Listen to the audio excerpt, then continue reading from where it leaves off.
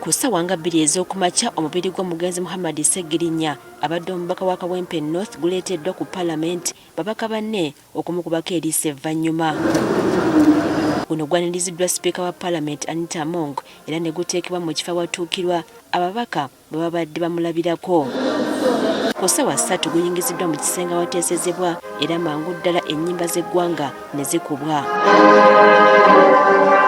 Sipiika asoose kwogera ku Ssegirinnya ng'omubaka abadde ow'enjawulo ennyo ku balala mu ngeri gy'abadde akolamu emirimu gye, wabula ne yennyamira olw'ababaka ba NRM okwesamba olutuula lwaleero olw'okujjukira emirimu gya Ssegirinnya n'okusingira ddala baminisita. When such a thing is happening, we all ought to be here to give a decent send-off to our colleague. There are no politics in this thing. Ekiteeso ky'okujjukira omubaka Segirinnya kireeteddwa omubaka wa Bugweri Kawunti Abdul Katuntu kyokka abadde kyajja atandike omubaka Asumani basaalirwa n'asaba sipiika annyonnyole lwaki Ssaabaminisita ne baminisita bonna tekubadde aliwo kyokka ng'ekiteeso kino okusinziira ku nteekateeka za Palamenti kirina kuleetebwa Ssaabaminisita ne kiwagirwa akulira oludda oluvuganya n'abalala ne bagoberera. But I'll ask you, the head of the institution, is this a message by government being sent that they are disinterested in the death of the Honorable Segirinnya? The absence of the entire cabinet being absent, is it a demonstration? I cannot be able to account for the front bench and for whoever is not here. Personally, I was here by 7. Oluvanyuma bakkiriziganyizza okugenda mu maaso n'okusima omugenzi Segirinnya mu mirembe era bakira buli abadde akwata akazindaalo ng'atendereza Segirinnya nga babadde omubaka ow'enjawulo ayagala abantu.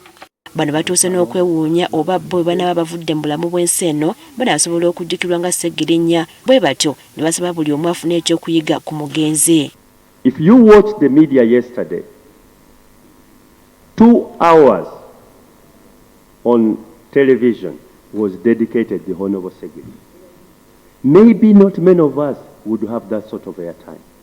Kyokka ababaka balaze okwemulugunya gy'essiga eddamuzi obutetengerera mirimu gyalyo bwe baalema okukkiriza omugenzi Segirinnya okweyimirirwa newankubadde yabagambanga kati nga bwe yeetaaga obujjanjabi. Obulamu bwe oba oli awo tugamba yandibadde afuna omukisa ogutaasibwa singa yali yateebwa n'aweebwa bbeeyo n'agenda afuna obujjanjabi obutuufu bwe yali asabye mu kaseera akatuufu. Bano basinzidde ne basaba enfuga y'amateeka okuweebwa ekitiibwa wabula si kusalawo kwa muntu omu ate ng'amateeka weegali. Why should we see people being tortured? When we have the Anti-Torture Act, it's clear that there is torture and this law must actually be implemented. Access to health care is a right that should not actually be denied.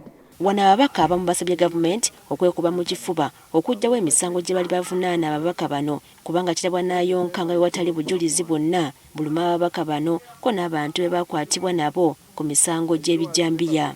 So the only way we can give justice to the Honorable Segirinnya is to withdraw unconditionally all the charges against the co-accused. I call upon government to free all political prisoners, but most importantly, to bail them out as they are being tried for us what we call the persecution. Oluvanyuma abamu ku baminisita bamaze ne bajja ne basiima Segirinnya olw'ebikolwa bye olw'okulwanirira abantu ba wansi. Amaka ge tosobola kuyingira mu bantu mukaaga. Compound ye tegenda mu abantu bameka? Tegenda mu wadde emmotoka etya? Eriawo kasanga ti we tugenda we bajja osula yantwalako mu maka ge.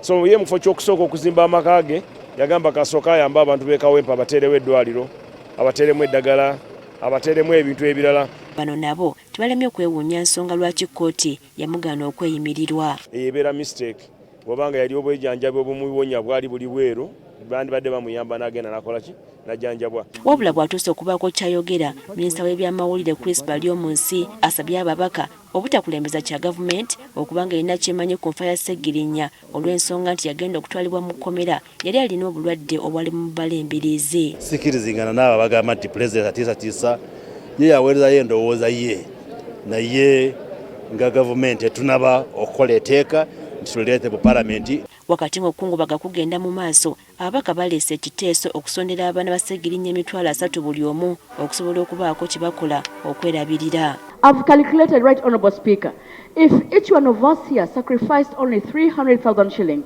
the family would collect 150 million shillings, which is good enough for them to be able to invest.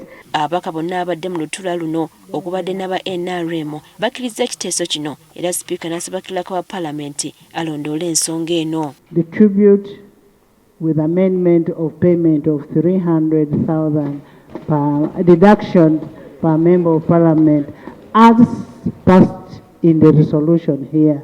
Those in favour say and the contrary nay. The ayes have it. Oluvanyuma omulambo gw'ofulumiziddwa era ababaka abasiraamu ne bamusaalira. Priska Namulema agafeeyo ku Spark TV.